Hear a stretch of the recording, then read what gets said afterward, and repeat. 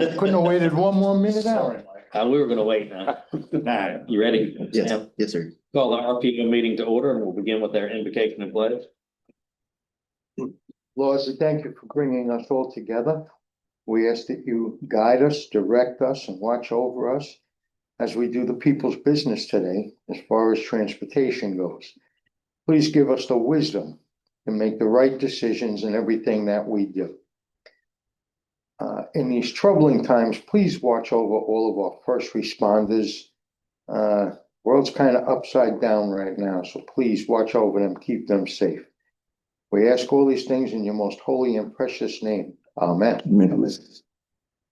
I pledge allegiance to the flag of the United States of America and to the republic for which it stands, one nation, under God, indivisible, with liberty and justice for all. It's this. Yeah, Facing that way.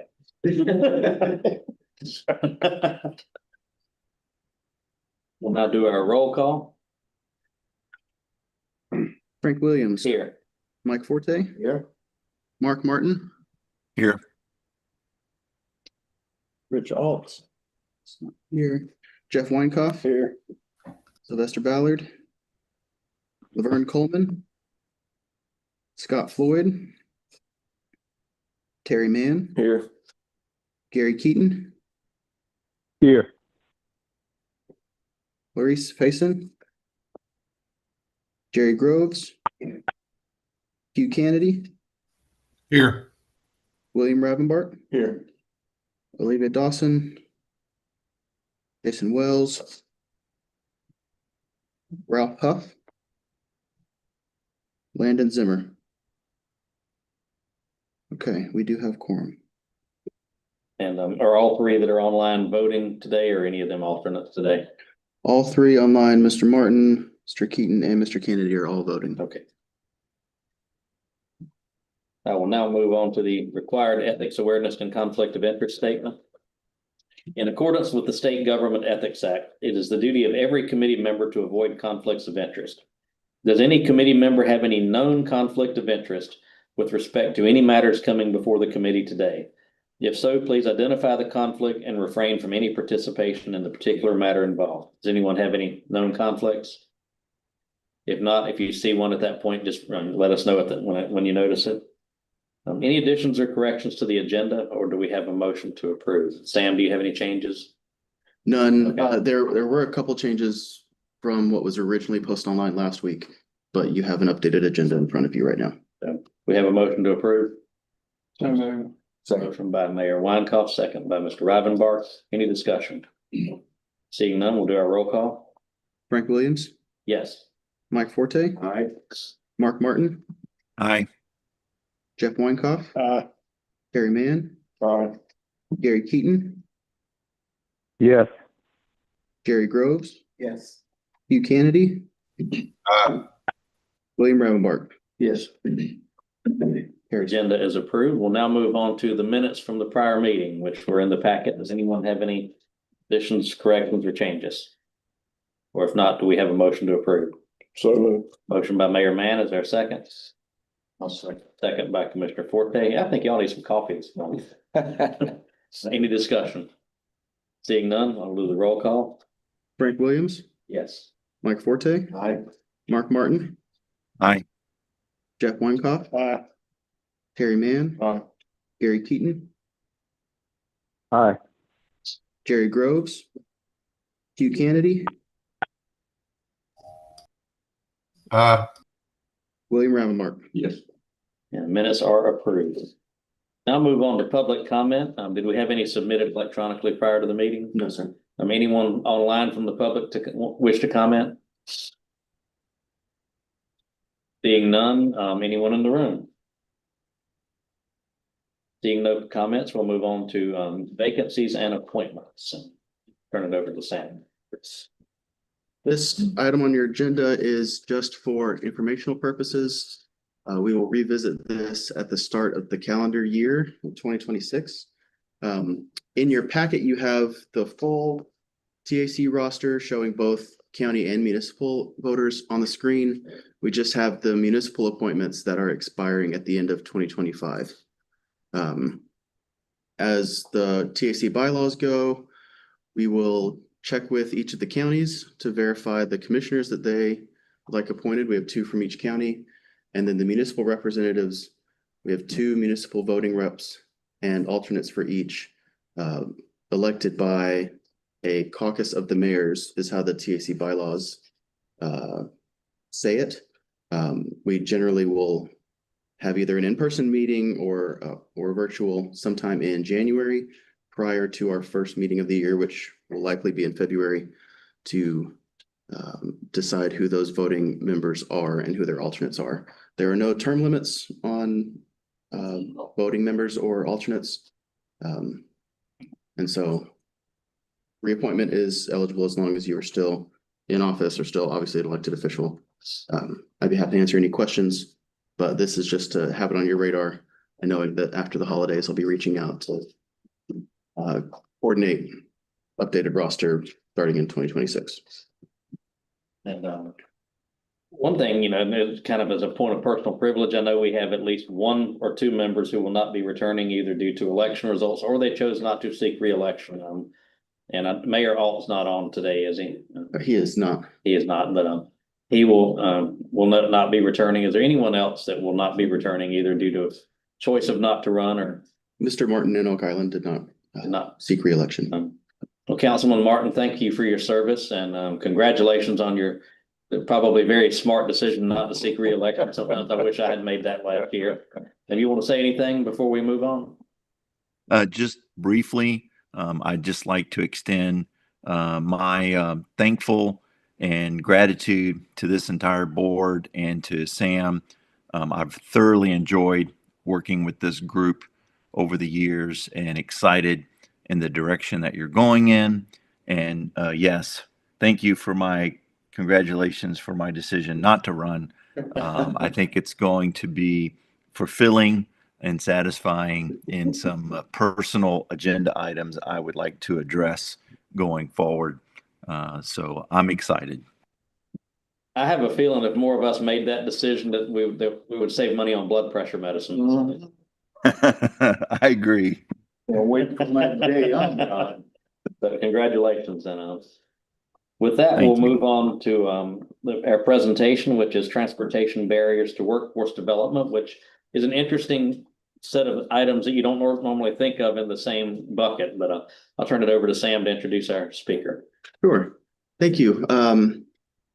We have online with us today, Ms. Rosemary from our workforce development kind of branch here at the Council of Governments to discuss barriers to workforce development from the transportation side of things. This is a discussion that she and I started having a couple months ago.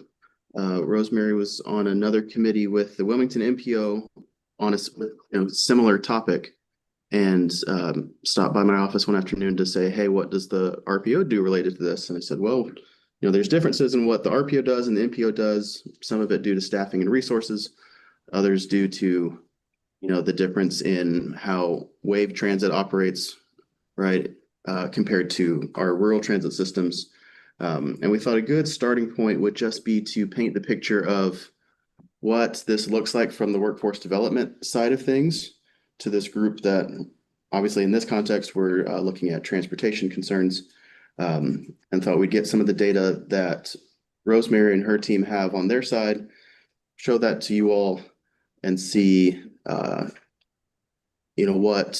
what gaps there might be in that picture and perhaps what collaborations or initiatives we might see would be worthy to pursue in the future. So with that, I will pass it over and let Rosemary, if you want to just tell me when to click through, I can move from one slide to the next for you. Okay, I will. Thank you. Thank you so much, Sam. And thank you for letting me have a few moments to speak on transportation as a barrier to workforce. The Cape Fear Workforce Development Board, our mission is to connect employers with job seekers at the root of it. My role as the business engagement manager is to speak to employers and hear their challenges with getting their workforce and helping them develop an approach to, to address their workforce needs. An issue that I often hear from employers is that their employees often can't get to work, don't have reliable transportation, so they can't keep their job.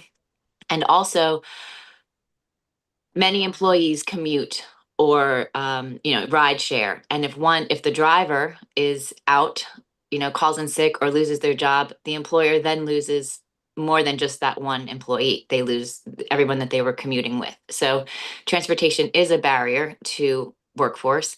And as a result of this conversation Sam told you about, I thought I'd just share some information on what we have just to add to the conversation and get into the zeitgeist of the conversation about transportation and maybe inform and be here as part of the conversation. So next slide, Sam. Thank you.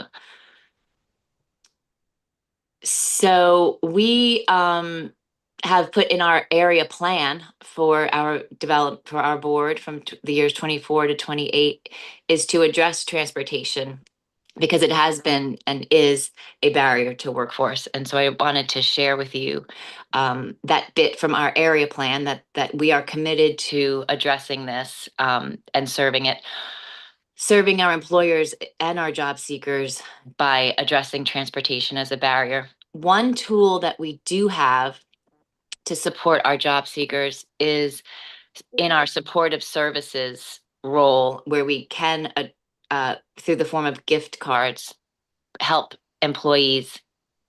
job seekers get to their job or to any sort of educational training that they're doing to get that credential to go get that good paying job.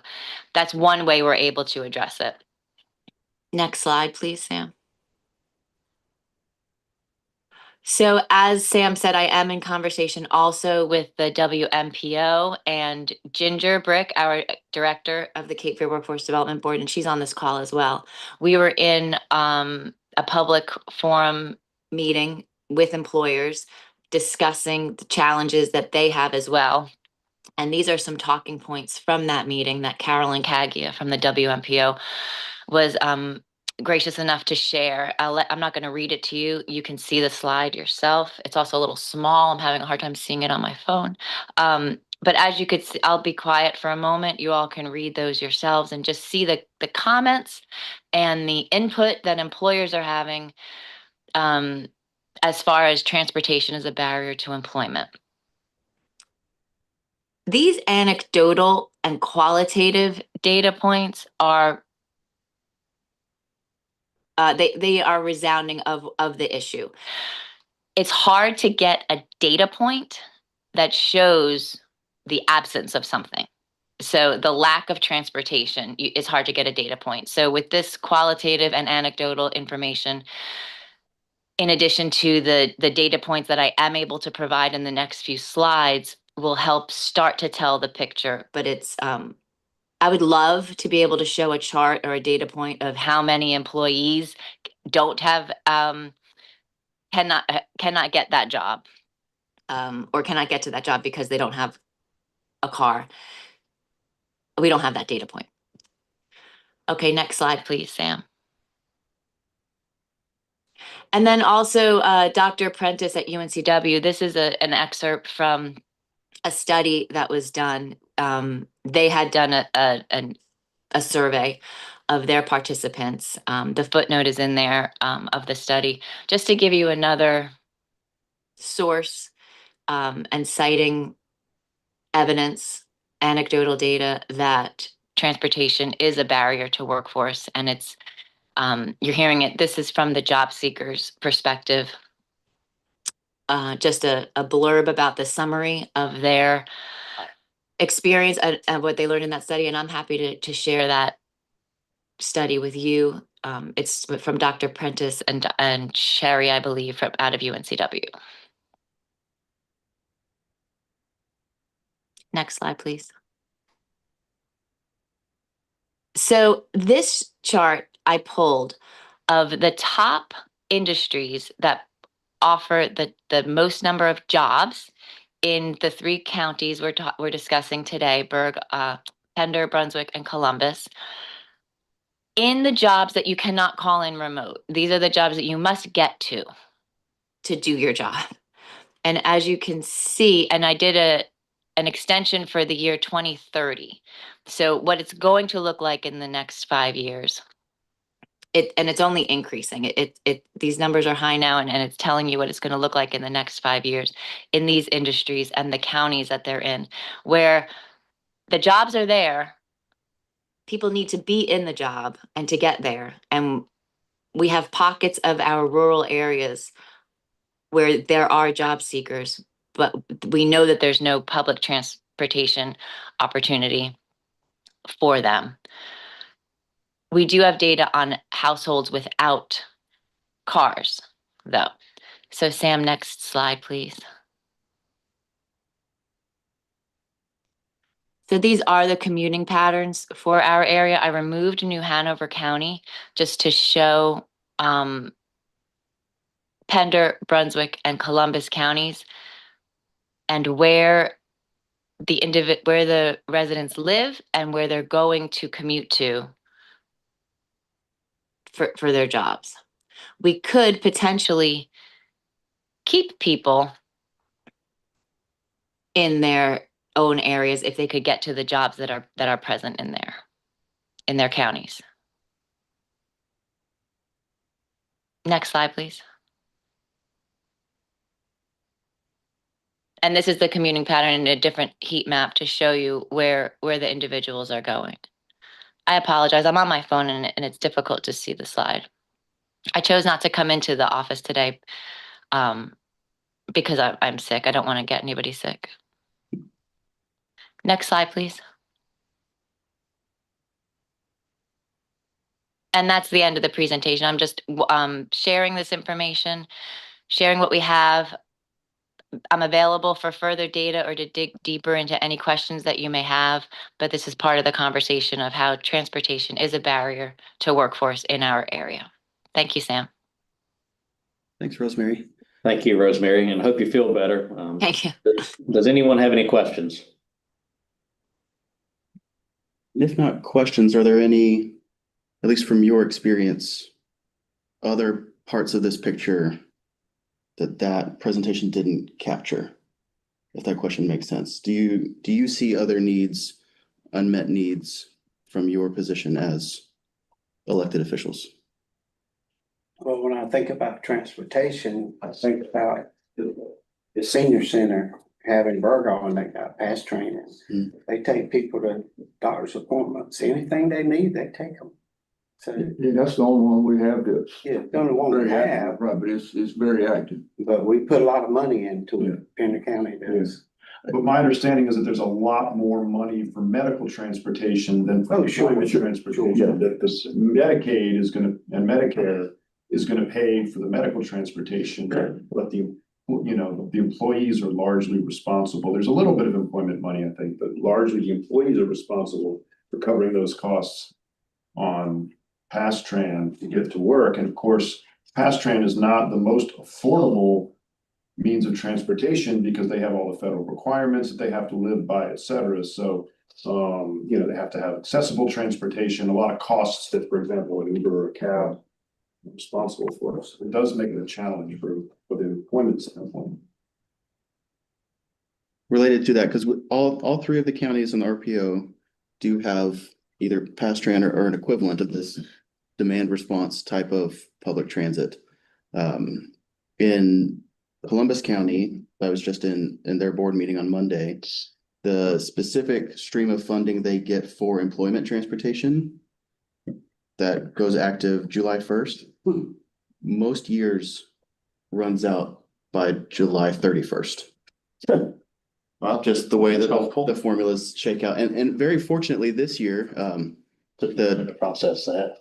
yeah, Columbus County has picked up. Same year, same month. Same year, like it runs out at the end of month number 1. And the county for this fiscal year has graciously funded, kind of picked up the tab for that funding to finish the year for those employment trips. But that's a major I know unmet need. in Brunswick, we have tried repeatedly through our Brunswick transit system. It just never makes it. nobody uses it. Cause it might not go where they need to go. The hours that it runs is not convenient for them. They don't wanna walk the block, 2 blocks, 3 blocks, whatever it might be to get to a stop. It's been a challenge. We have looked at it numerous times. Well, Our and- county's so big and so spread out too. I mean, Yeah. like you look at being on the MPO and the RPO, this is an entirely different discussion in those two Right. areas because you've got such density of both population and destinations in the MPO, and here, you know, that person might need transportation to something that's 20 miles away and nobody else needs to go there at that time. I mean, we're 1,000 square miles. Yeah. It's a big county. And then there's also, I think, my understanding is there's a major complexity in the funding reimbursement if somebody needs to go from one county to another. And when you drop them at the county line and then the next You walk them from up here, the county really. line, it complicates things even. Is that a federal complication? I think so, yeah. I don't know that they're authorized to operate, at least for certain trips outside of the county.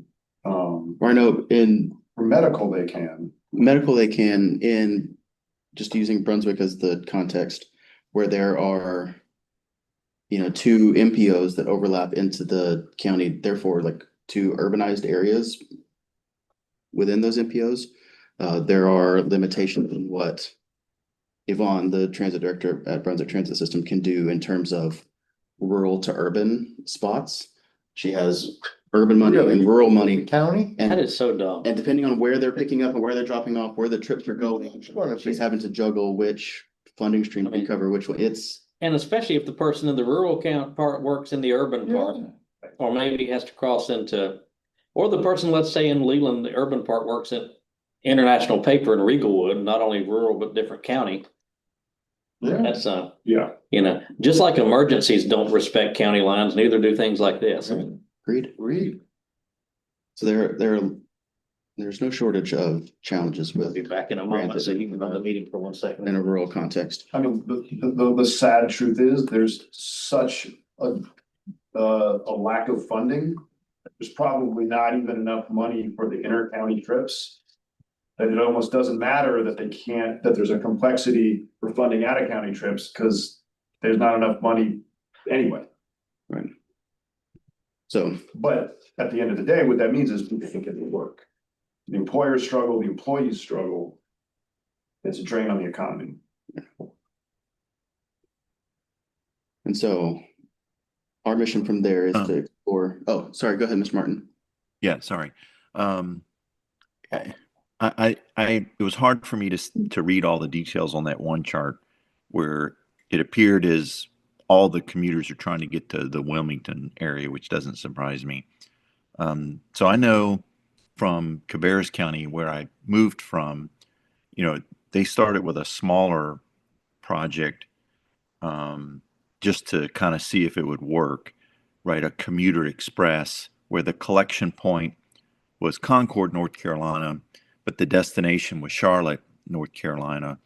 And so, you know, maybe it's worth trying to make Charlotte a collection point. So maybe, you know, rural people can at least make it to Charlotte for like a park and ride, you know, situation, and they get on a commuter express to Wilmington. You know, I maybe start small. I understand it's a big, you know, area of coverage, and we've got many different scenarios of commuters, but that might be something simple and easy to pilot, just to see how it works, right? Challenges, that's from the Myrtle Beach MPO into the Wilmington MPO. So from one urbanized area to a separate urbanized area. And I think funding wise, it's an incredibly complicated, not impossible necessarily, but it makes it much more complicated to get from Charlotte to Wilmington, unfortunately. Right. But You in know, general, just the- knowing that 17 is, you know, Highway 17 is it, right? I mean, that's Brunswick County's, you know, transit highway. And so if you can reduce the number of vehicles on Highway 17 during commuter hours, you're gonna achieve something, right? It'll be more impactful, in my opinion. Has this presentation ever been made to people from, say, Congressman Rouser's office who could affect some of the federal complexities? No. That might be something to I'm think willing about. to, because, yeah. I mean, Yes. just because obviously we can't solve the federal complexity issues we were just talking about at this level, but they may not even know about them. Because I'm pretty sure those were probably not created by Congress, but by somebody in an office somewhere who thought it was a good idea to add that requirement. Any other questions or comments on this? I'll comment really quickly at the end of her presentation here. So gosh, 25 something years ago, one of the very first meetings I attended was all around transportation, and it was a giant room with the table set up kind of like you are, but it was huge. And it was a lot of local leaders, and this transportation thing has been a critical issue that impedes workforce for years, right? And so I like the idea of, raising it up to people who have statewide or national influence. But those conversations have been happening for a long time. And I think what it comes down to, is some sort of incentives for companies to provide some sort of transportation, anything that, local government can't really support. James Brunt Community College, they were charging a flat fee to all students and then using that money toward some sort of a van system. I don't know if they're still doing that. That was a few years ago. So I think there are creative pockets, but it does take intentional dialogue and actual steps in the right direction to resolve this problem. And so I think that Rosemary's presentation, it really does highlight some of the issues around here. But anything that we can do creatively to help companies keep the talent that they hire, and help people get into good paying jobs to fuel our local economies, I think we're open to trying anything and helping employers see that too. So that's all. Thank you, Ginger. Any other questions or comments? If not, thank you, Rosemary, and we hope you feel better. But we do also appreciate you not sharing it with us. Thank you. Thank you. Have a great weekend. You as well. And we'll move on to new business. And the first item is the Columbus County Comprehensive Transportation Plan. And I do want to mention that Commissioner Coleman was trying to get here today and had a vehicle problem. So that's why he's not here. So he did intend to be here. So I just wanted to share that, and I'll turn it over for. So, what I have for you today is a quick presentation of the Columbus County Comprehensive Transportation Plan, or CTP for short. Many of you may recall hearing a presentation on the Brunswick County CTP from early last year, or perhaps hearing updates from the Pender County CTP, which is currently in progress. Here in the Cape Fear RPO, it's been a busy couple of years CTP wise. So what is a CTP? Again, for anyone who needs a refresher, as simply put as you can say it, a needs-based, long-range, multimodal transportation plan. Needs-based, this is a plan intended on addressing the big needs of congestion mitigation, safety improvements. Long range, this is over a 20 to 25 year planning horizon. So this particular plan, 2045 is the future year that it is being projected out to. And then multimodal, we're looking at highway recommendations as well as bicycle and pedestrian, rail, and public transportation. And the purpose of doing this, one is required by state statute, but also an opportunity to gather consensus view on what's the situation of the current transportation network, as well as what challenges we anticipate moving forward. And this provides a mutually adopted long-range vision.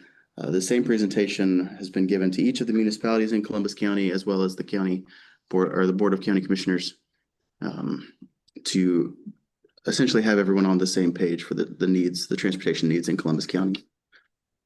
In terms of where a CTP fits in the context of transportation planning and project development, I have it shown here on the screen in this way, but what I've been explaining to everybody is working it backwards, right? Before you can drive on the roads, you need to maintain the roads.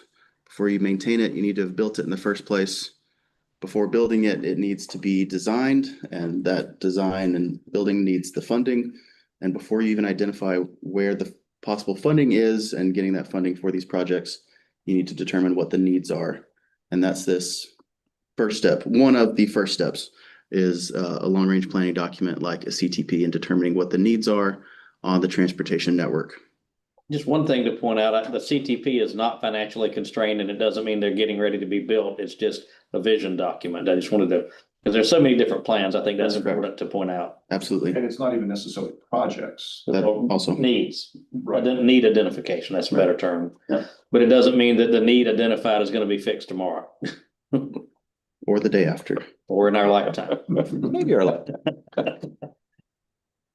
So in terms of who was involved in this, again, it's comprehensive in the needs and the network that it tries to address, but also comprehensive in terms of who is at the table. So there's a lot of people involved in this plan across NCDOT, staff and elected officials across the municipalities throughout the county itself, obviously here at the COG and the RPO, as well as opportunity for members of the public and stakeholders in that regard to participate. There's public survey a couple years ago. There are several public workshops throughout the development of this plan in many locations throughout the county. And so trying to get as much feedback, as much participation in developing this long-range vision for addressing the county's transportation. That's a good number of responses for Columbus County as well, 3,000 on the survey. I mean, that's, what's your population of Columbus County? 5,500. That's a pretty high 55,000. percentage, right there, to have that many people actually fill out the survey. Yeah. Almost 1%. So what I've got for you next, to kind of tell the story of what is in this plan, is I'm going to go through these 7 maps. We'll have them here on the screen for anyone here in the room on both sides. I've got printed copies if you would prefer to hold it in your hand and look closer that way. I know sometimes that can be a little easier to see.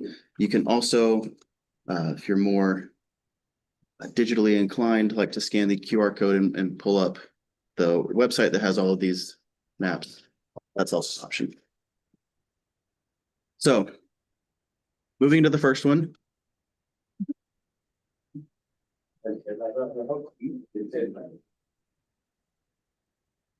So the first map on here is the base year of the plan, which is 2021. It's the base year data. And it's showing volume and capacity. What that's intended to measure is congestion on the roadway. Okay, anything you see in gray is under capacity, meaning its volume does not exceed its capacity. Anything in blue is nearing capacity, and red is over capacity. In terms of the base year data, the only spots over capacity are segments of 701 bypass through Whiteville, as well as a section of 701 just north of Tabor City, but just south of where 701 and 410 merge. And then a couple of spots nearing capacity, you have a section of 410 through Chadburn, as well as a segment of NC 130 in between Whiteville and Brunswick. Okay. Continuing the story, the projections of the volumes for 2045, and these projections are based on historical traffic data. Obviously, if there are, incoming developments that will change that, that's a much quicker change. But what it shows is that in a lot of cases, traffic is going up, or the volumes are going up, so much as doubling in many cases along these corridors. And a lot of those congestion points stay the same in terms of what's nearing capacity or over capacity. The same ones that I mentioned, but also adding in a few segments such as NC 87 near Riegelwood, just north of US 7476. And so from a congestion concern, these are the pockets of looking at where, either expansion of the roadway or some other method to mitigate that congestion would be focused in projects that we may consider pursuing funding for. Looking at another one of the needs, the third map in the packet is a database of high frequency crash locations. This crash data is pulled from 2017 to 2021. So while not showing you, crashes from just the past couple of years, what it does show is I can give you a few examples of how this data is used. So if you look in the northwest corner, the top left corner of the map, there's a dark blue dot along US 74 and Old Boardman Road. That is now a grade separated interchange. It was not one at the time of this data and was a big old hotspot for crashes and bad crashes. Using data like this, the DOT has since turned that intersection into an interchange, thereby, if not completely eliminating, severely reducing the likelihood of crashes, certainly the severity of any crashes that happen there, right? Similarly, flip to the other side of the county, northeast corner there by Sandy Field, you see a lighter blue dot at NC 87 and NC 11. Also, high frequency crash location, also tended to be very severe level of crashes. Again, a grade separation interchange is underway currently there now, addressing Quite a hard issue. that safety concern. And so you can see throughout, it kind of supports what we see of intersections being particularly bad for the frequency of crashes. And this is another data point that we would use to pursue safety improvements or other roadway improvements by trying to address and reduce. Can I ask one question? If you stuck Brunswick County CTP right beside this, you'd probably have a big blue dot right over here at the Mako Road intersection where Mako comes into 74. How do things just outside of the planning area and another CTP play into this? Because that's obviously one corridor that happens to just cross through there. By play into this, what do you mean? Obviously, as far as identifying the need, what happens right on this side of the county line that's not on this map certainly affects what happens on the map that's in the plan. Certainly, I believe that the data is pulled in. They're not chopping off any data right at the county line, and so referencing neighboring counties both in terms of traffic crashes as well as CTPs. Yeah, it's looking at the traffic as it's pulling in and out of the border of the Okay. county line. Counting those trips going in and out along every route that crosses the county line Okay. as they're evaluating all of them.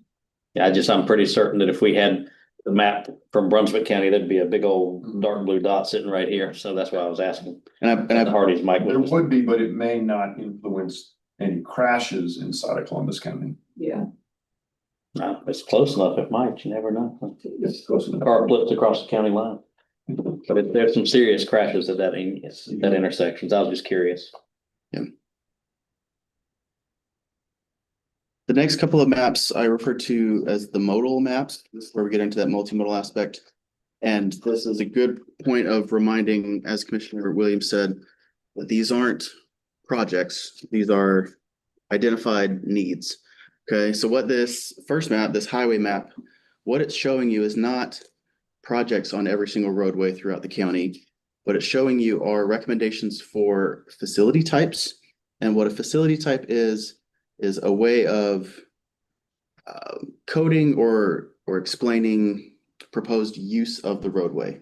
Okay, so on this spectrum, if you will, from freeways and expressways down to major thoroughfares and minor thoroughfares, freeway's purpose is to move a lot of cars, a lot of traffic, generally at higher speeds, generally distances, not providing a lot of access to property or cross streets or driveways or anything like that, right? If you're driving up and down US 74, 76, the intention of a lot of the improvements that the division has been pursuing is to reduce property access so that traffic can move through there quicker and faster.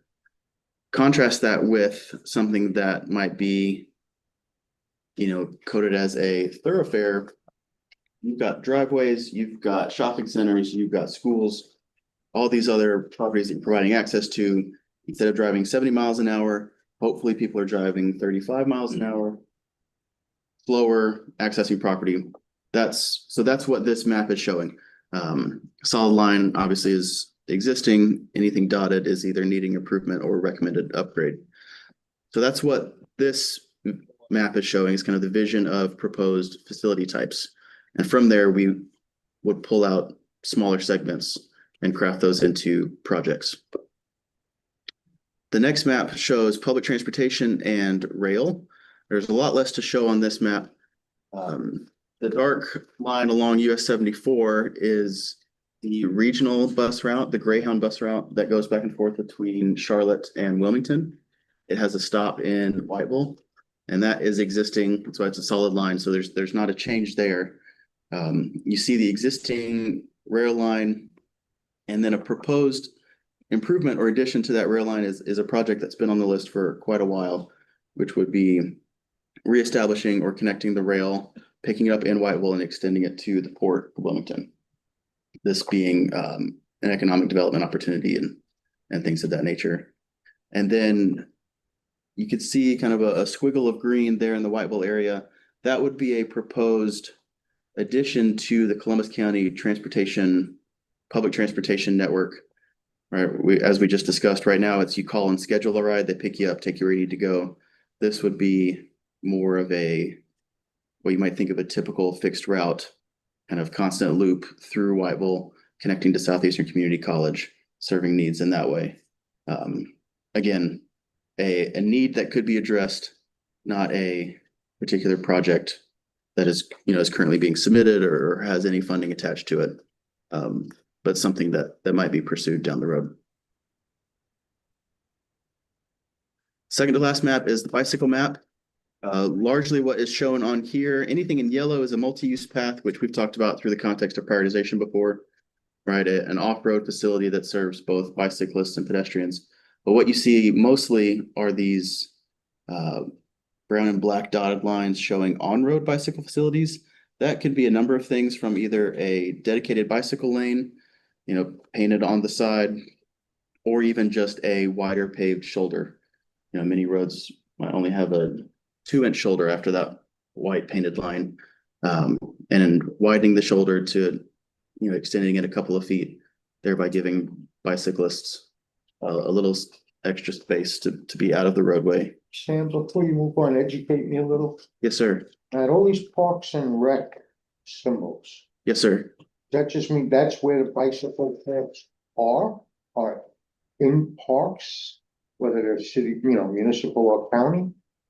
Not necessarily. Some of those are just showing existing parks. And so you might consider them as either connecting locations of riding your bike from one park to the next. Okay. And some are along proposed multi-use path segments.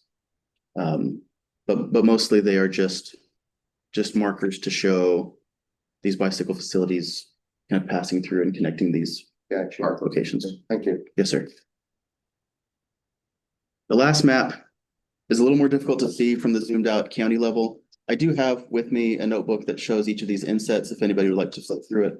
But this is the pedestrian map, and so discussing, again, multi-use paths, but also sidewalks. And within each of these municipal areas, where there's existing sidewalks and where there are gaps in the sidewalk network.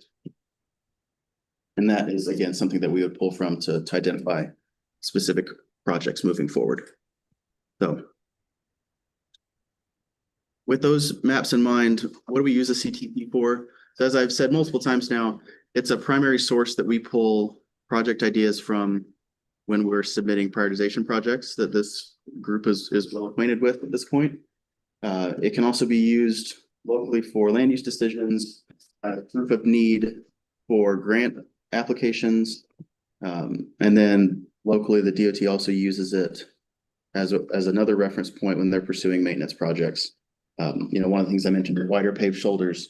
There have been many times, I'll use Columbus County specifically, where, a maintenance project, the district takes a look at these regional bike routes and make sure that there's a wider paved shoulder at least to kind of 2 birds with 1 stone, accommodate that need while they have funding for repaving a segment of the road. It's also been useful for bridge replacements, that might one day need to accommodate bicycle pedestrian facilities. Yes. So That's a very quick whirlwind of Columbus County CTP. This plan has been presented to, as I said, each of the 10 municipalities. All 10 have adopted CTP, as have the county commissioners. And so I guess first, from among this group, are there any questions about the CTP? Anyone online have any questions? Anyone in the room have questions? Mayor Mann, any questions or comments? Our public involvement plan does require us to at least open a public hearing for, when this body considers endorsing something like a CTP. With that, I will open the public hearing unless you have anything else, Sam. I do not. We'll open the public hearing. Anyone wish to make a comment? Anyone online wish to make a comment? Were there any submitted? There were none submitted prior to the meeting. Going once, going twice, we will close the public hearing and we have a resolution, and I've asked Mayor Mann, since he's from Columbus County, if he'd like to make the motion to approve. I'll make a motion, we approve the attached resolution. Motion is made. Is there a second? Second. Second by Mayor Weinkoff. Any discussion? Seeing none, we'll do our roll call. Frank Williams. Aye. Mark Martin. Aye. Jeff Weinkoff. Terry Mann. Aye. Gary Keaton.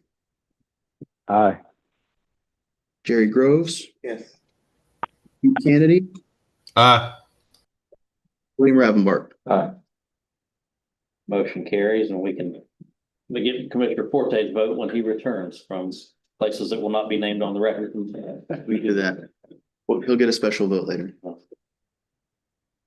Next item is to review our proposed meeting schedule for next year. That was in your packet on page 12 and also on screen. One date on here did change from what was originally sent out. The 12th moved to the 19th. But everyone had a chance to look at this, or any questions, or and Sam, have you made sure this room's available for those dates? No conflicts on the different date? I'm 99% sure. Yeah, if not, we can meet at the water and sewer place again if we need to. Yes.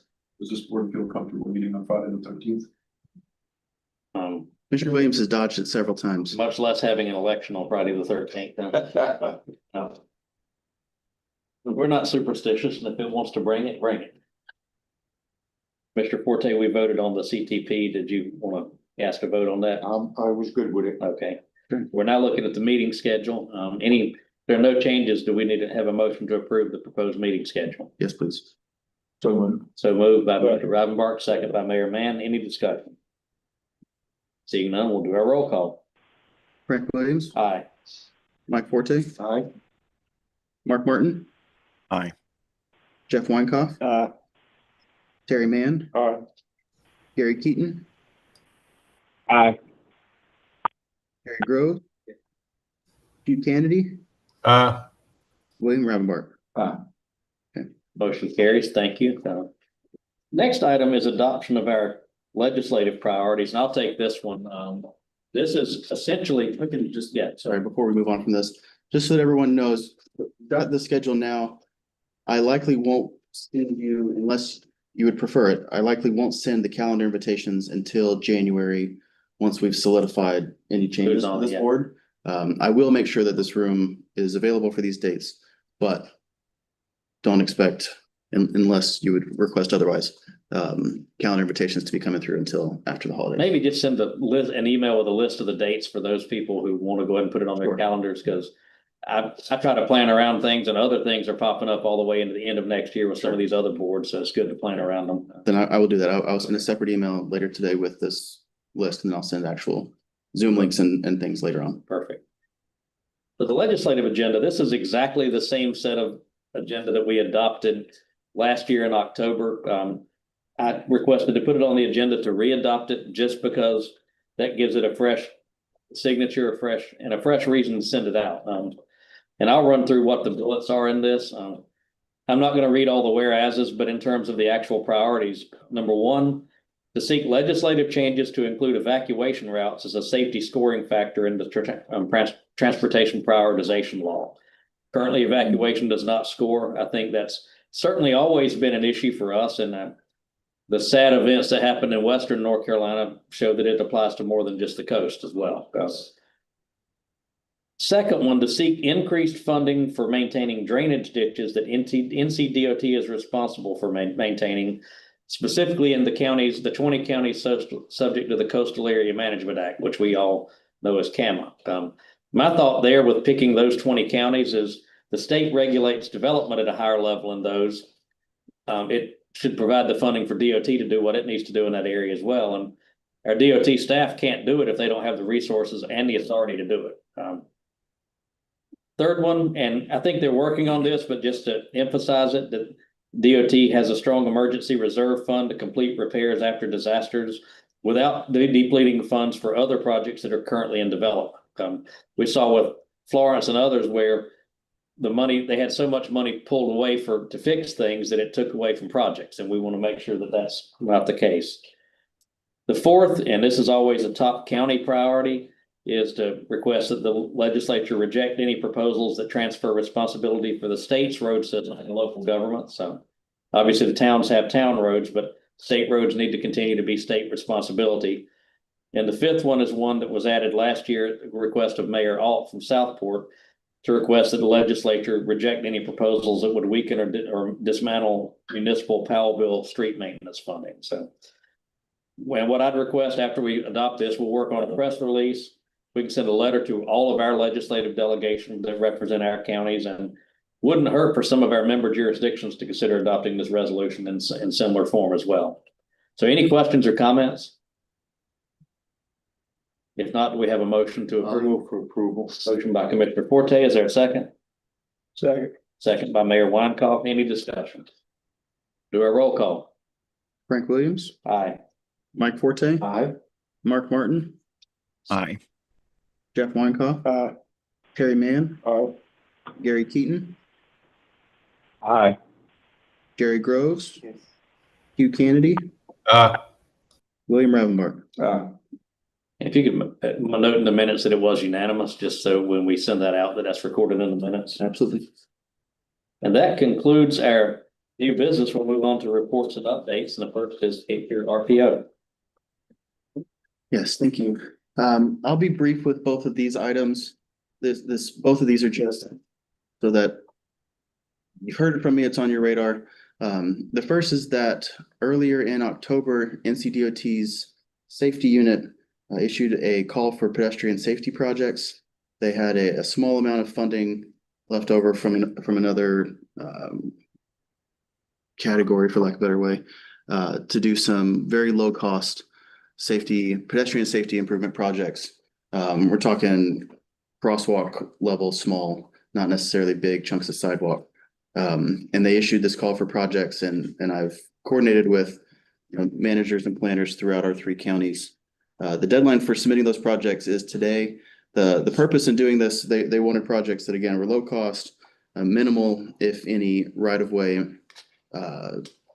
attachments, and able to be obligated by June of next year. And so I know a number of our member governments from all 3 of our counties have submitted projects prior to this afternoon's deadline. And so I just wanted to put them. I know that, like the marked crosswalks and curb ramps and all of that. And Mark was on it, I will tell you, that's a hot item on Oak Island, also in Southport. But particularly Oak Island, there's just no crosswalks. Not that people respect them anything, but they just aren't in there. This is important stuff right here. We've had, we being me and the division have had several conversations with Oak Island specifically. I know that they submitted a few weeks ago. They were on top of it as soon as it came out. It's an issue on Oak Island as well as Southport.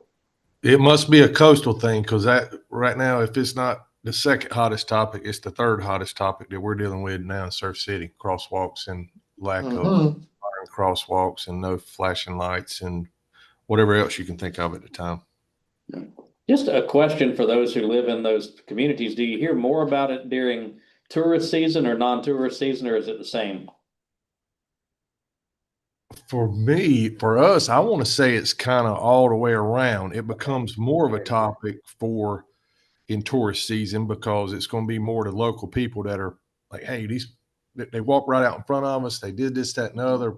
There's no way to see them, that sort of thing. Or I was trying to walk the dogs, and it's the people they don't know. They don't stop. I almost got run over. It's a year round thing now.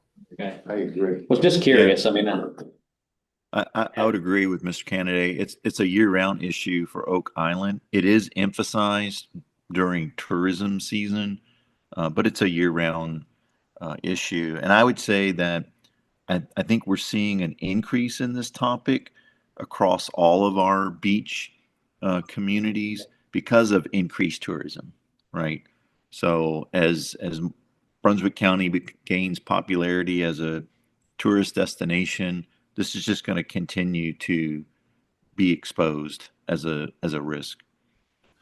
Hey, I have another quick question for the coastal community guys. Just curious if are you seeing what I'm seeing here in that specifically crosswalks and specifically at our traffic circles, that they're evolving into bike crossings and e-bike crossings that act like they're pedestrians as far as sometimes they don't even slow down and just hit. I mean, we've had near collisions that I've witnessed. I don't know how to sidewalks and the walking paths have become bicycle paths. Yeah, we see that issue here in Oak Island. The sidewalks have all of a sudden become bicycle paths. Every now and then, LSVs will be caught on sidewalks in 45-mile-per-hour zones. So we're trying to increase enforcement, but you can't be everywhere, at every time to catch them, right? But I think, specifically for Oak Island, we've been interested now for 3 years and starting to work on the greenway that runs north of East Oak Island Drive to help move, bicycle traffic there.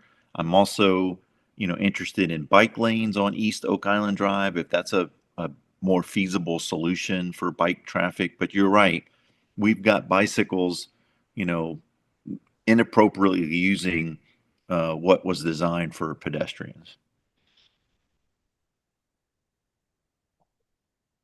any other questions or comments on this? Okay. Thank you, guys. Sam, anything? The second thing I'll mention, I'm not going to get into it much today because we've got time to talk about it moving forward. But one thing that is, I guess, changing within the prioritization process is starting in the next round, right? We're still in the midst of prioritization 8.0. We just submitted projects and we'll do local input points next year. But the year after, once we get into prioritization 9.0, highway projects will start requiring what DOT calls express designs, which are just increased.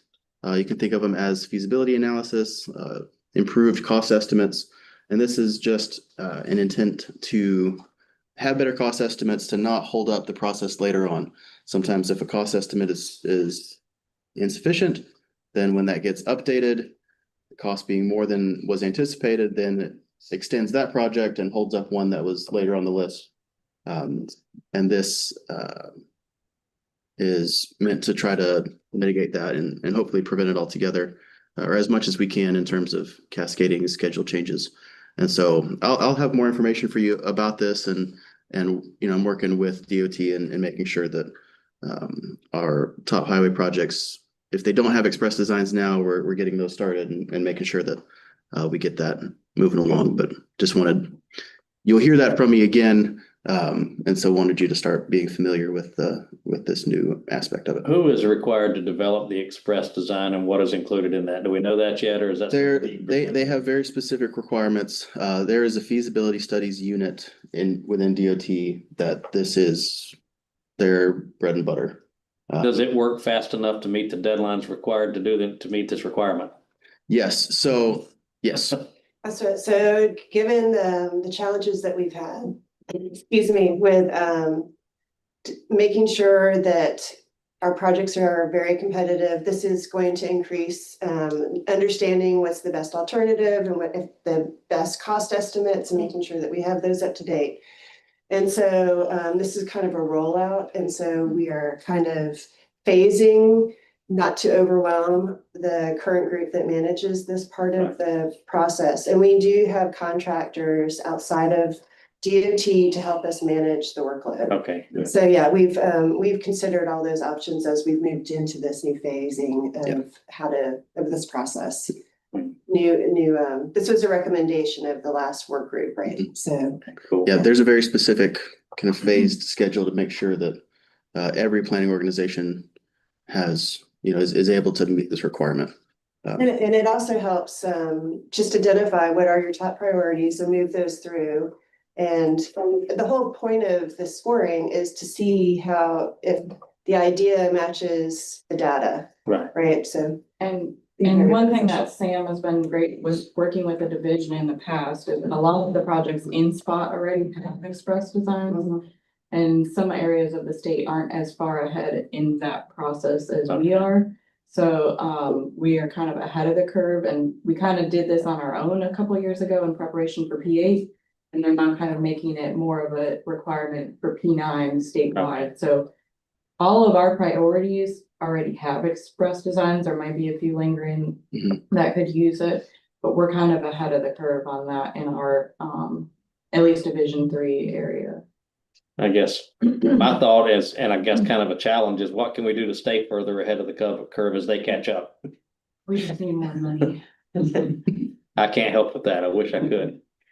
Yeah, And so I the think, people that can are not in this room. yeah, so I think, we are in the best position that we can be Okay. in analyzing and making sure we have the best alternative and cost estimate for the projects that Sam and our position staff are submitting. And I would just say with the division that handles this, just to make sure that they're equipped to make sure that we're able to meet the deadlines associated with it and get what's done, because it's up to me, it's always scary when you have a deadline to meet and you have to rely on somebody else to do it for you.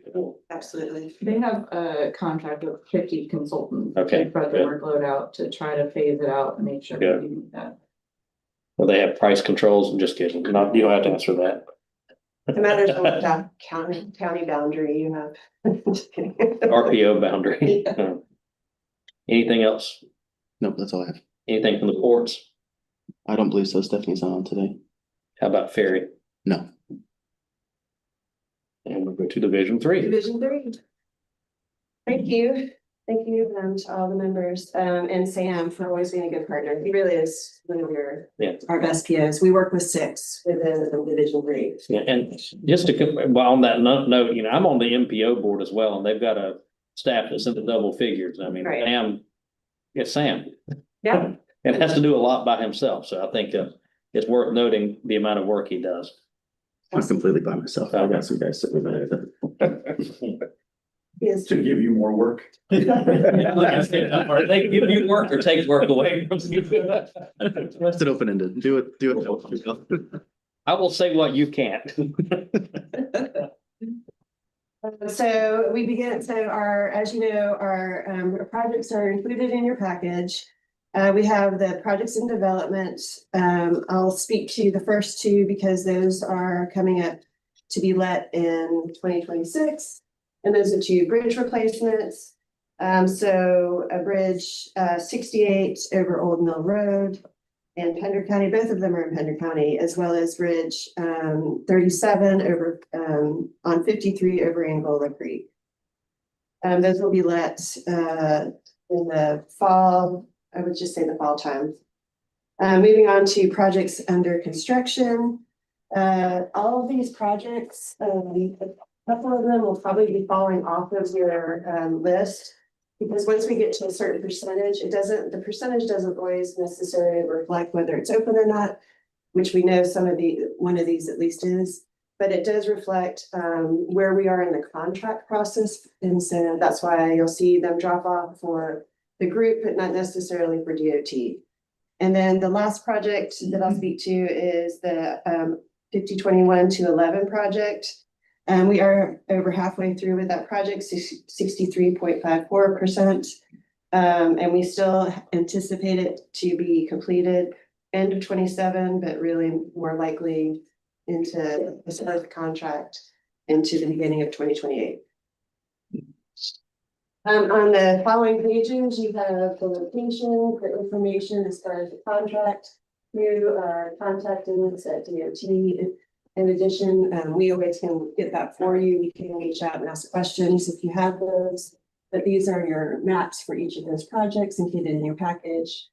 And then we can go to our resurfacing and maintenance projects. We always receive questions from the public about these, so please don't hesitate to give out our information or a link to the map for the highway maintenance and improvement program. But most of these, we do have some, we have 2 projects on here that are statewide or division-wide, and those are the ADA ramps and broadband fiber, which we've discussed before. And what those are we just receive funding each fiscal year to make improvements. After we've made the first round, we've picked the second sections that we need to follow up on. As far as the secondary roads and whatnot, I don't have maps for you, but again, just reach out to us if you have questions. And really, that's all I have to present today. Any questions for Adrian? Yeah, Mayor Watt asked me the other day, how were things? I said it's going slow. And DOT's coming in and patch some of the roads in there, but as far as finishing it, I said, I can't give you a timeline. We'd have to reach out to you guys and find out, but most of the patching's been done, but it's just been sitting there for a while now. And he was interested to see, that's Needham Hall and Mayor Watt, what may be going on with DOT down there. So I may have to call you, or maybe I'll call you and we. Yeah, and sometimes mapping is so an email, so I'll leave you my information. But sometimes mapping and weather, cold does have impact those decisions. So with the cold snap that we've just snow, you knew that was coming. Snow and the northern lights all in one week, right? So And 80 degrees a few days before that. Yeah. at the beach, snow, northern lights, saw it coming. That was on my bingo card, right? So anyway, please reach out. I know that we've had a lot of questions. We had a question even in Brunswick County at Sunset Beach, just so you're all aware, where we need paving on a particular road. It's been asked for since June. It's on our list. We're rolling that out. We just actually let that project for that contract. But we striped it in the gap interim. So the question was, why did you stripe it without fixing it? But that's not exactly the way it went. So those things happen, and I'm happy to explain that anytime those questions come up. So to your point, sir, just. A lot of time with the resurfacing too, just to add on to Adrian's comment, is the contractors have, depending on the contract, 12 to 18 months to complete. Right. And there's only so many crews across, our division, and shared with Division 6 sometimes. Right. So depending on their crews and what other construction projects they're associated with, Okay. they, have to shift around their workload and where they can do some of the patching ahead of time if they have some availability with the crews, but then they might not come back for a few months to do the actual resurfacing piece of that contract, just because they have that 12 to 18 months contract time to kind of shift their workload as they need to. So Yeah. we're I will let him know. out of our control with how they decide to shift their But we give them leeway, flexibility on what they think is best. And we call it mobilization for them. How they mobilize their crews is up to them to some degree. And then they're also they're working outside and in conditions that no one can control. And that's why we give them flexibility. I will let him know. Yeah, please do. Happy to take that on. All right. And I usually try to make sure Sam's looped in on those kind of questions. And one more comment on the paving and resurfacing as we get into the colder months, depending on if it's night work. We typically need temperatures to be 50 or 55 degrees for paving operations. So that can preclude a lot of progress when it is a night work event. So just for that nugget awareness as well. Any other questions for? I'm also getting hammered. I got hammered at a ball game last night about the roads on the west side. It's nothing new. We all know that most secondary roads need paving. But y'all are mowing some of the trees out of the ditches. little by little, and I get hammered with that all the time. Because the trees are in all the ditches, you know, when I put in a request, they want a specific address. But the fact is, all the ditches in Henry County have trees growing in them and bushes. I know it's not your fault, but I'm getting really hammered, especially in the Atkinson area. And I noticed Old River Road coming out this morning, there's trees, and eventually we don't have a lot of ditches to start with, but eventually if the trees keep growing in them, we're not gonna have any. It's just a fact. But, and Mr. Garrett's working to try to get that camper trailer off of Little Kelly Road. I don't know if you've heard about that, but it's so torn up, you can't put it on the rollback. It's been there about 3 months, and I started getting hammered about that a couple of days ago, so it's just, somebody just left it on the side of the road, pull around camper. But it's so torn up, you can't pull it up on the rollback. But I appreciate Mr. Garrett working with that, with Highway Patrol. Yeah. So it's actually Highway Patrol's responsibility. Yeah. But I think one's looking at the other to pay for it or something. I don't know what's going on. Anyway. I'll follow up.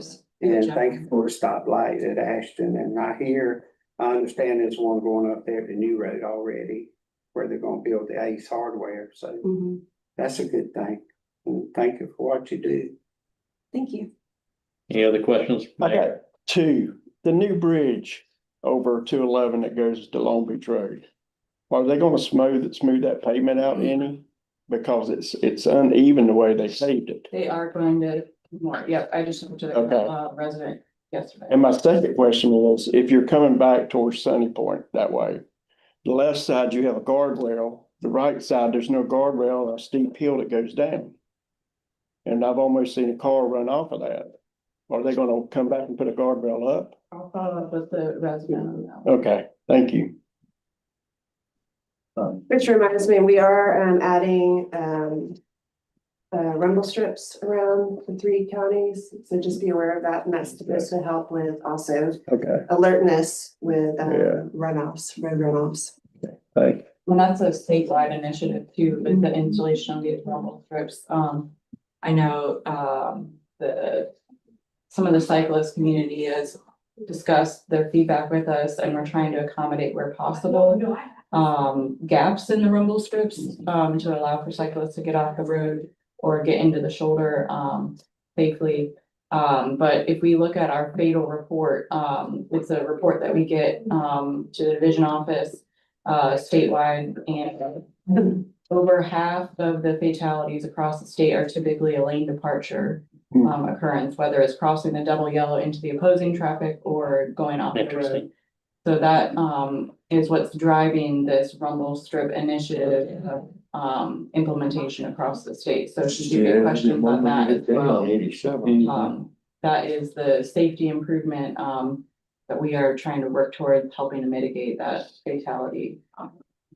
Factor. And a good thing to know also is sinusoidal is for lowers the noise volume outside of the vehicle, but not in the vehicle, so it's not as disruptive to residential areas. Yeah, so we're looking at implementing that style of a rumble strip. It's not as abrasive. Grouping. Yeah, so that's like more on the rural routes when it's in front of people's houses Right. to try to limit the noise. But it does, like she said, alert the driver. I get the rumble. They just did a bunch in Columbus County. Related but off-topic question, have you noticed any change in the crash data since more and more cars have the built-in safety features to tell you if you change lanes? Because mine will start shaking like it's on a rumble strip, even if it's not. My sheet started vibrating like crazy. But we are still seeing a high number of fatalities. Okay. With the lane departures, and I think a lot of it has to do with the phones and people's hands. Yeah. Yes, Probably. for sure. Anything else for Division 3? If not, how about Division 6? Just a brief comment for Division 3. I personally want to thank you for your site visit to the town of Oak Island. Thank you. That was so impactful as the community hears that DOT was on the ground, walking with staff and talking about projects. So I just want to express my gratitude for the site visit. Thank you for that. Thank you. And moving on to Division 6. I believe we have Philip Hart with us online. Yes, good morning. Morning. I'll be covering District 3 projects in Columbus County, in our Division 6 boundary. Our first project on that is our NC 87 at Old Stage Road, or excuse me, known as Old Stage Road, NC 11 interchange. Sam was talking about a little earlier. That's going from an at grade to a grade separation, and some of the adjacent intersections nearby are being converted to RCI, reduced conflict intersections. We're approximately 64% complete, with estimated completion of early in 27. We've got ongoing work at the interchange. There's been some traffic shifts on NC 87. Of course, we're doing the widening, demo and culvert, and doing some bridge construction. NC 11 overpass is nearing completion, and then, as noted, kind of those RCIs are being constructed. So we're looking forward to that completion in early 27. Our next project will be along a few of these are going to be along the US 74 corridor, future I-74. This is just our pavement and bridge rehab work. As you can kind of see, a lot of it's going from the Whiteville area. It kind of skips over right there in the middle of the Lake Waccamaw area, and then it picks back up and goes eastward past 211 Green Swamp, Blacksmith Road area. So we're roughly 28% complete on that, with estimated completion in the summer of 27. Our next project kind of mainly involves Robeson County, but it does impact a small portion of Columbus. There at the Lumber River county line border. Again, some pavement rehab work and bridge. This is just the second part of the highway maintenance program. We're just kind of kicking off with that at 7% complete, and estimated completion in summer of 27.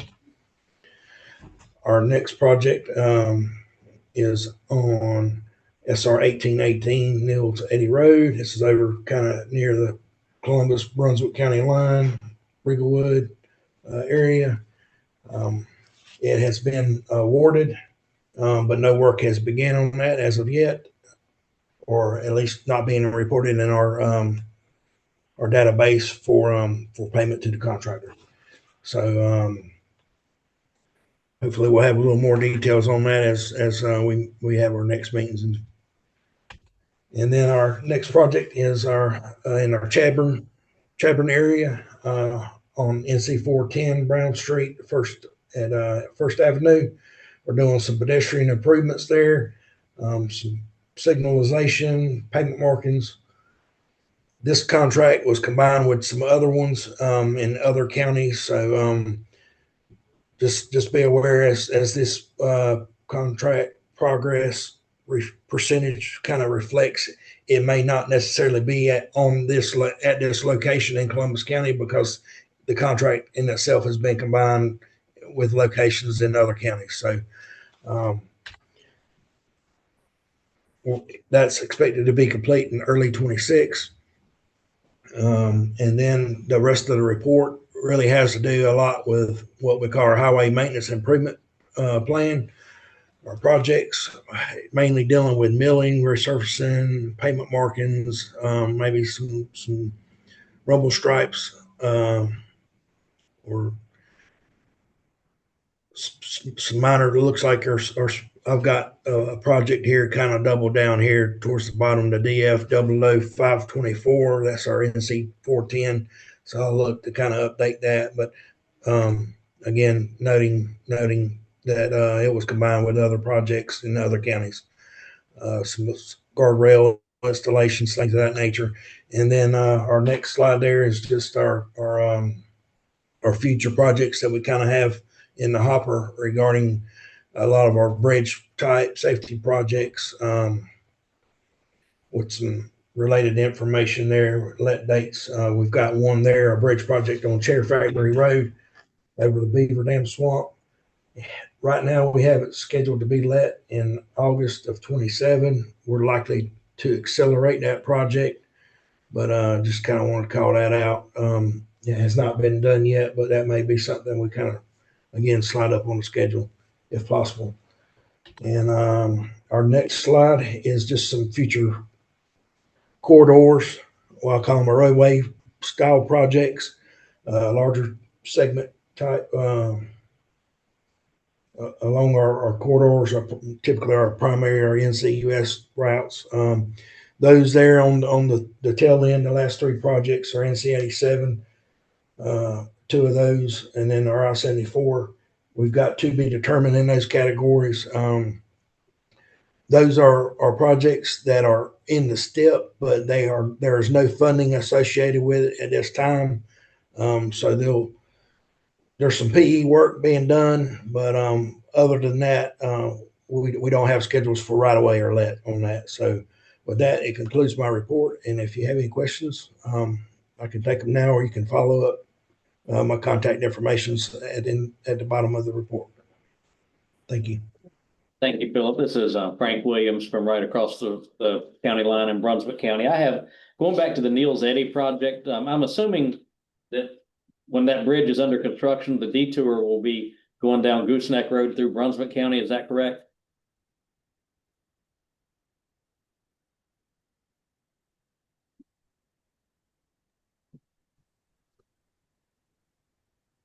Still there, Philip?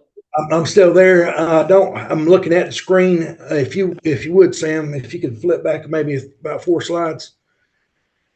We do have the detour route kind of identified in the top left corner in the vicinity map. That road does loop around and come back down just prior to. I'm known them by SR number, so I apologize. I don't know the local name network here, but it does loop back around and tie in to 1421 and 1428, which takes you back to 19 and allows you to come back to the beginning of that road. I sent an email back in September and copied in a bunch of stakeholders, because the detour, the way it goes, crosses the county line. So you'll have Columbus County trash trucks having to come to Brunswick County, Columbus County school buses having to come to Brunswick County. Acme Delco Fire will need to coordinate with Northwest Fire. And I want to make sure that all those stakeholders are aware ahead of time, so that if there's mutual aid that needs to be in place for fire and EMS and all of that, that before that road is closed, that everybody's on top of it, law enforcement, because there's not any quick way for all those Columbus County stakeholders to get there other than coming into Brunswick County and going up through the town of Northwest. And I know there was almost an overlap with a road closure on the other end in Brunswick County, where a utilities contractor was going to try to close the road. And thankfully we caught that and we coordinated to make sure that didn't happen. But that would have been challenging if that had happened with both ends of the road closed. So have you communicated with all of those stakeholders? And if not, what is your plan to do that? We have, I've expressed those concerns through Ken Clark, which was the district engineer, in prior conversations, and he has reached out to the fire, EMS, schools. I'm not 100% on the trash service part, but there has been coordination. I believe there were some concerns in regards to some railroad, so that has been also looked at. I can follow up in regards to all those categories and communicate back through Sam. And I'll reply to the email. If you could, all that's been coordinated. Yeah, and I'll reply to the email. I just want to make sure, because I know we've had instances in the past, and it wasn't you guys, it was the railroad said they had communicated with one of the towns there, and they closed the only intersection going into a neighborhood. The people there it was a poor community without a lot of internet, and they had no idea it was getting ready to happen, even though the other side thought they had told them. So I just want to make sure that everybody's in the loop there. So I will reply back to my email, and if we need to pull together any sort of a cross-county stakeholder meeting up there, I'd be willing to help facilitate that if we need to. So I'll follow back up on that. Sounds good. Thank you. Any other questions for Philip? Well, thank you. If not, thank you, and we'll move on to transportation planning branch. Good morning, everyone. I think Sam did a great job at going over Columbus County CTP. I will mention, I know I heard some conversation about ensuring that projects are the same across the planning boundary. For Brunswick County and Pender County, we always make sure that we look at the other plans that are either adopted or ongoing, and we check with the other MPOs and RPOs to ensure that there's continuity of that project at the border. And if there is not, that they are aware that we're making a new recommendation and they would be willing to update that corridor when they update their plan. So I kind of wanted to provide a background on how that works at TPD for the CTPs. For Pender County CTP, that is ongoing. The committee met on October 6th to finalize the rail and transit network. Now we have gathered all the materials that we need and approved by the committee to start working on the report and maps internally so we can get ready for review and public involvement session. So that's what we're doing right now. And then I have one other update, the Wilmington travel demand model. So the Wilmington MPO adopted their MTP last month. And along with that, they also adopted the travel demand model that we created for them. So we're very happy about that. And the final thing I'll say is I concur that Sam is the best to work with. And that's all I have. Thank you. I hear you. Please put that in the minutes. Thank you, Nazia. Any questions from anyone?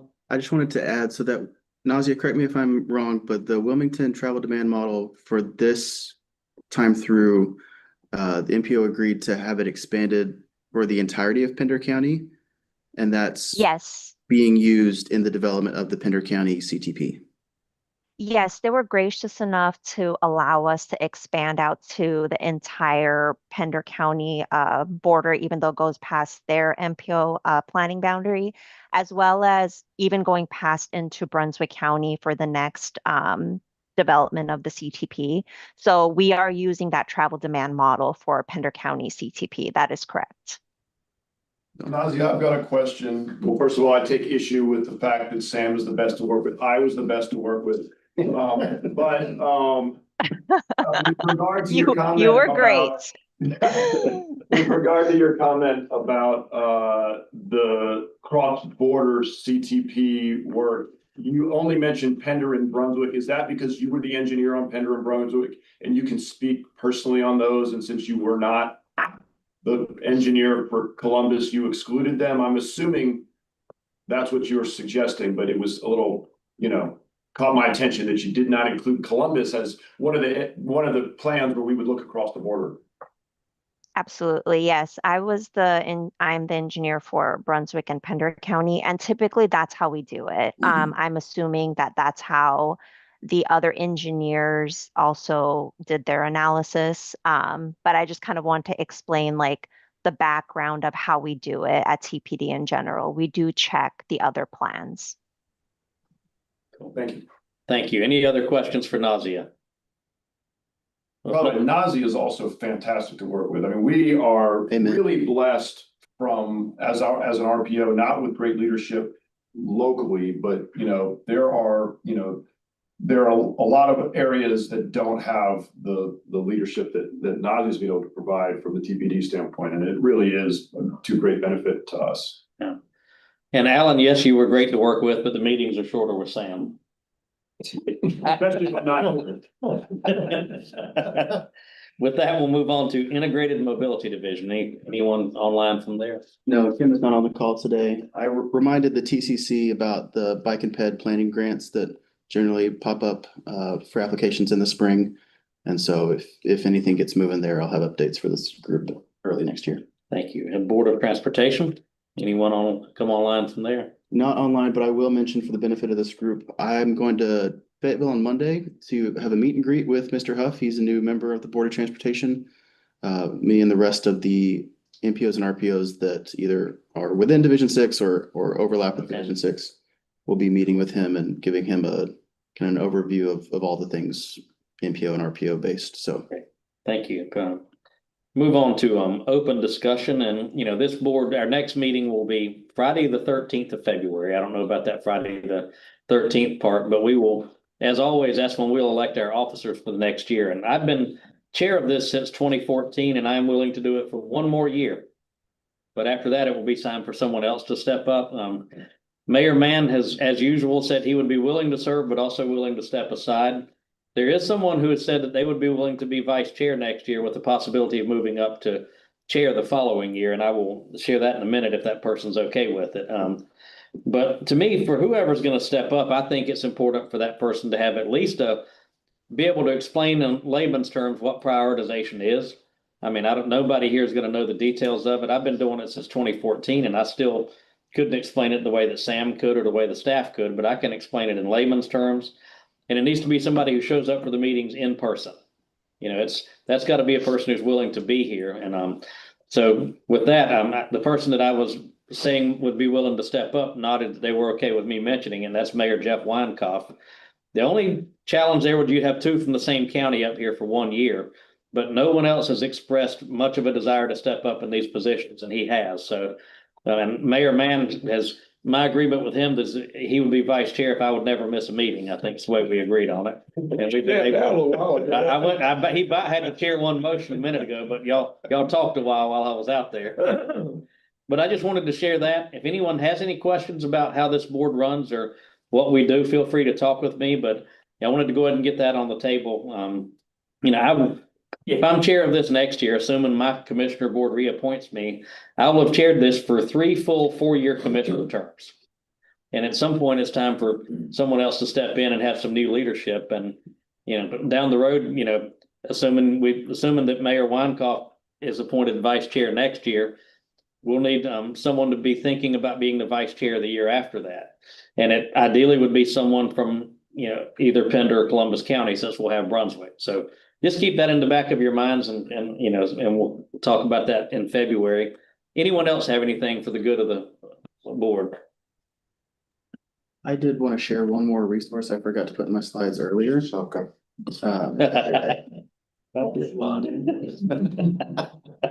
So this is our last meeting of the calendar year. Hopefully my screen was, there it is. I wanted to share this resource, obviously, as we move into the holiday season, travel patterns and things change. For anybody who's not aware, drivenc.gov is a kind of constantly updated resource that NCDOT has to show you traffic conditions, maintenance, projects going on. So not only just throughout the year as you're traveling around, your home region, but for anybody who's going to be on the road, kind of moving across the state. I wanted to make you aware that this is a resource that you can consult for kind of up to date. It's better than social media. Yeah. Well, my pattern's pretty easy on Thanksgiving Day. I'm usually within about a 50-foot radius of my house. Well, it says it has charging stations and cameras. We had a call from the port one day that someone came in and that trucks were being restricted from using a certain road to come into the port. And I got that person on the cameras on this site, and we looked at the cameras and didn't see anything at that intersection. So in that regard, it was really helpful. Like, yeah, something may have gone down 20 minutes ago, but right now there's nothing. Right. So it's a really useful. The other thing is that as we have construction or congestion activities put into this also feeds out to your other mapping devices like iMaps, Google Maps, and Waze. So you don't always have to go to this, but this is where our data goes into and then feeds to those mapping softwares. So not only as you're traveling around the holiday season, but with people being in and out of the office, as other people are out of office, here's a place you can look if you can't necessarily get planner or you're on the phone to ask about a project. It's a great resource to send to people. Good, thank you. Anyone else have any comments? Yeah, I have one. At least 2 nights, sometimes 3 nights a week. I'm coming home during the hours, it's late night, that they're doing the construction on 87 there and 18, those Spring Lakes and the county. Last night in particular, I was coming home. Those guys holding the stop and yield signs, because it's down to 1 lane of traffic, they need some kind of light on them. I saw just last night, the guy that was ahead of me coming down 87, he did not see that guy holding up the stop sign, because that guy was standing in the dark. They need to put some sort of a light on themselves. Good point. And I've noticed it other time, like, what was it, Monday night, we were coming home after a meeting. And yeah, it's hard to see that guy till you're basically on top of them, because they're standing in the dark. You know, since this wonderful time saving thing, you know, at 5:30, it's already dark. And you're in an area with no streetlights of any kind. Right, there is 0 streetlights. These guys are literally standing in pitch black, and those stop sign, you don't see it till you're on them. Good observation. Thank you for, yeah. What part of 87? He's talking What about area of 87 87 is that? in Bowling Spring Lakes in Brunswick County. Okay, all right.